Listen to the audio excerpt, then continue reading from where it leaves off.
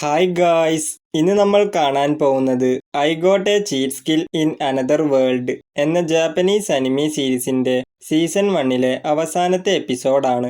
അപ്പോൾ വീഡിയോയിലോട്ട് പോകുന്നതിന് മുമ്പായി ഇതുവരെ ചാനൽ സബ്സ്ക്രൈബ് ചെയ്തിട്ടില്ലെങ്കിൽ ഉടൻ തന്നെ സബ്സ്ക്രൈബ് ചെയ്യുക. പിന്നെ ഈ സീരീസിന്റെ ലാസ്റ്റ് എപ്പിസോഡ് ആയതുകൊണ്ട് തന്നെ മാക്സിമം എല്ലാവരും ലൈക്ക് ചെയ്യുക. എന്നാൽ ടൈം വേസ്റ്റ് ചെയ്യാൻ നമുക്ക് ഈ അനിമിയിലോട്ട് കടക്കാം. ഇന്ന് നമ്മൾ കാണാൻ പോകുന്നത് I got A cheat skill in another world season 1 episode 13.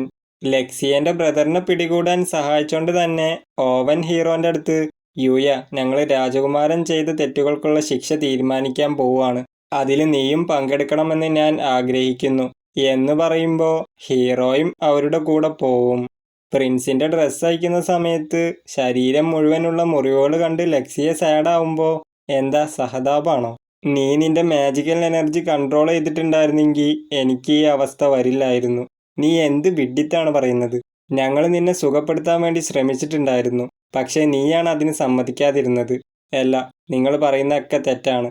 ലെക്സിയന്റെ magic energy എന്നെ ഫിസിക്കലി മാത്രമല്ല മെന്റലിയും ഒരുപാട് ബാധിച്ചിട്ടുണ്ടായിരുന്നു.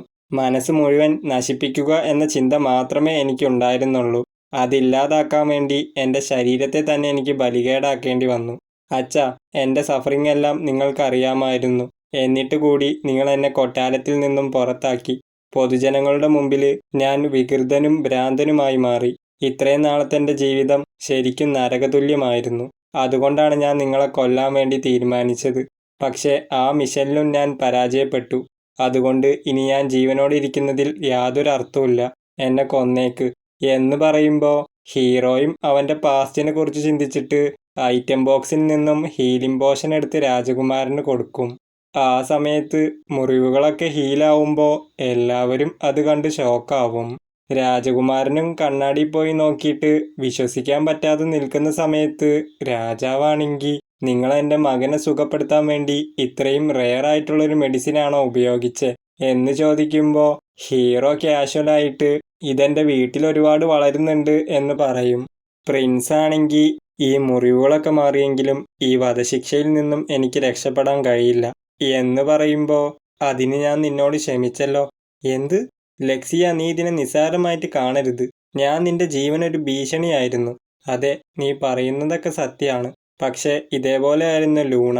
അവളിപ്പോൾ എൻ്റെ ബോഡി ഗാർഡാണ്. അതേപോലെ ഞാൻ നിന്നോടും ക്ഷമിക്കുന്നു. പിന്നെ ഡാർക്ക് ഗിൽഡുമായി വർക്ക് ചെയ്തത് ഒരു വലിയ തെറ്റാണ്. പക്ഷേ ഇത്രയും നാൾ ഡാർക്ക് ഗിൽഡിനെ കൺട്രോൾ ചെയ്യാൻ കഴിയാഞ്ഞതിൽ അച്ഛാ നിങ്ങളും കുറ്റക്കാരനാണ്. അതുകൊണ്ട് നിങ്ങളും അവനോട് ക്ഷമിക്കണം എന്ന് പറയുമ്പോൾ രാജാവും അവനോട് ക്ഷമിക്കാൻ വേണ്ടി തയ്യാറാവും. പക്ഷേ പ്രിൻസ് റേഗറിന്റെ പേരിലുള്ള മാൻഷനും മറ്റു സ്വത്തുക്കളും രാജാവ് പിടിച്ചെടുക്കും.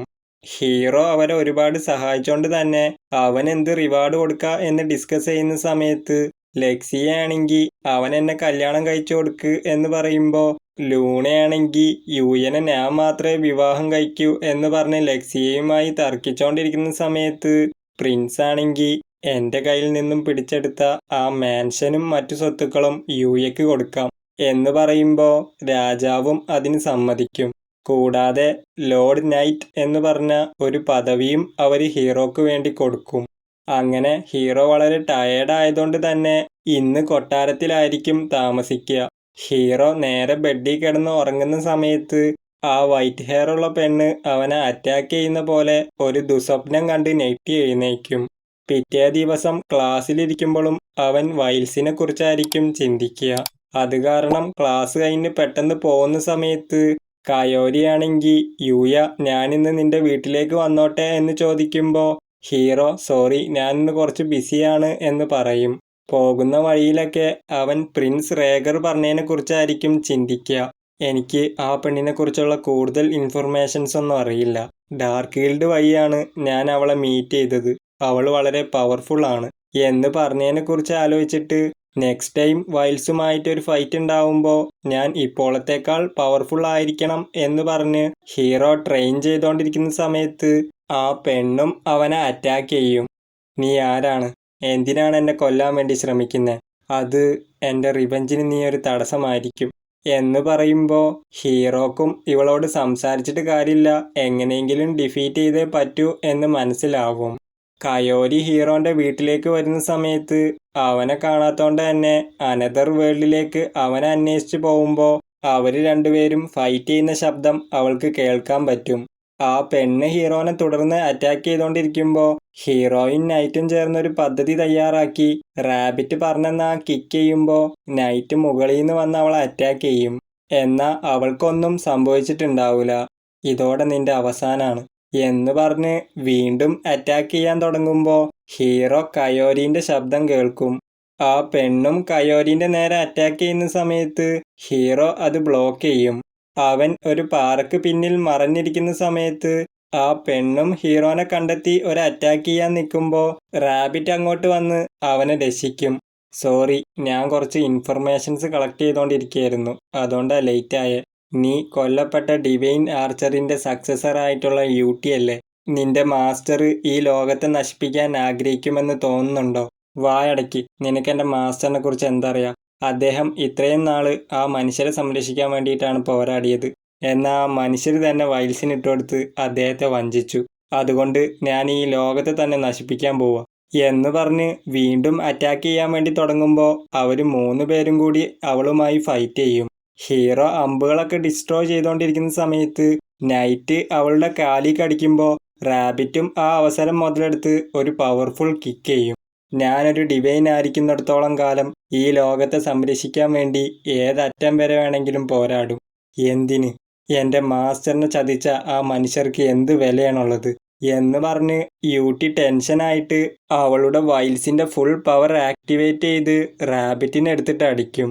ആ സമയത്ത് അക്കാഡ്സ്കി അങ്ങോട്ട് പോകുമ്പോൾ ഹീറോ അവിടെ വളരെ ഡേഞ്ചറസ് ആണ് എന്ന് പറയുന്നുണ്ടെങ്കിലും അക്കാഡ്സ്കി അവന്റെ ഹോളി ഗ്രൗണ്ട് സ്കില്ല് യൂസ് ചെയ്യുന്ന സമയത്ത് യൂട്ടീന്റെ വൈൽസിന്റെ പവർ വാനിഷ് ആവും.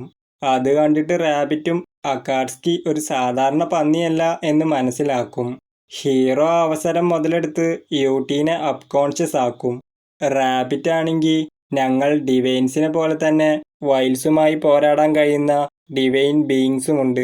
അവരിലൊരാളാണ് അക്കാഡ്സ്കി. യൂയ, ഞാനിപ്പോൾ ഇവളെ നിന്റെ അടുത്ത് വിടുകയാണ്. നീ പേടിക്കേണ്ട ആവശ്യമില്ല.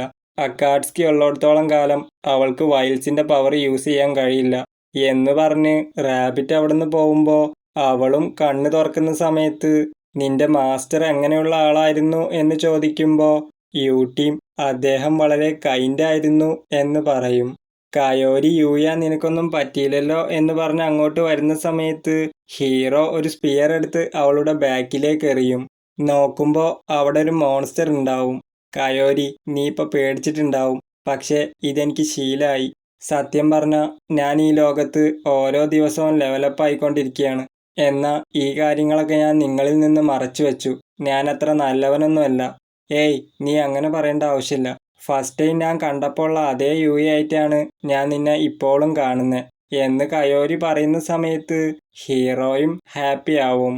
അങ്ങനെ കയോരിനെ ലെക്സിയന്റെയും ലൂണേന്റെയും മുമ്പിൽ ഇൻട്രൊഡ്യൂസ് ചെയ്യുന്ന സമയത്ത് അവര് നല്ല ഫ്രണ്ട്സ് ആവും. അതേപോലെ യൂട്ടീനെ റിയൽ വേൾഡിലേക്ക് കൊണ്ടുവന്നിട്ട് കയോരിന്റെ സഹായത്തോടെ ഓസി അക്കാഡമിയിൽ അഡ്മിഷൻ എടുത്തു കൊടുക്കും. നമ്മുടെ ഹീറോന്റെ ബ്രദറും സിസ്റ്ററും അവനോട് വളരെ കമ്പനിയാവും.